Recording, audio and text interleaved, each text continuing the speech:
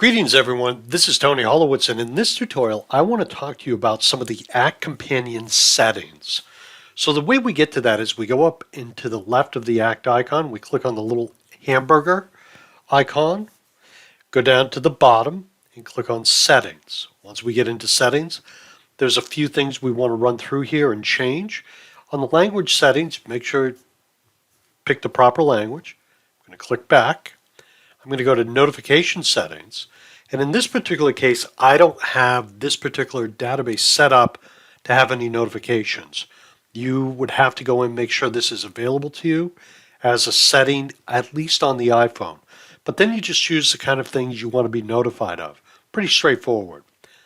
I clicked on back. I'm going to go to the user configuration settings, and here there's a few things you want to be aware of. First, the navigation menu order. You'll notice that there's stars on the right hand side. I have 5 stars chosen.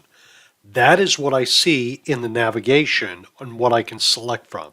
So to change this, I'm going to go down and unlock this view by clicking on the little unlock icon, and now I can change things around.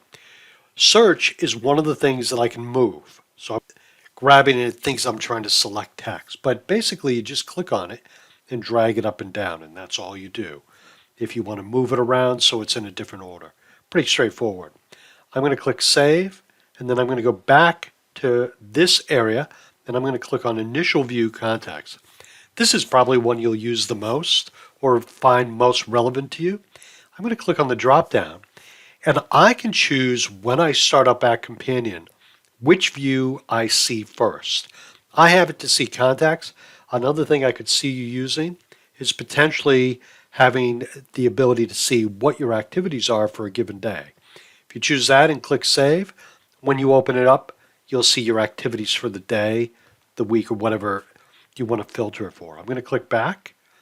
Next, I'm going to go to the calendar integration setting. And this will enable Act Companion to speak to your calendar. Now, I have found that this isn't a perfect system, but basically you just toggle it on or off. Click Save to set that. Next, phone dialing settings.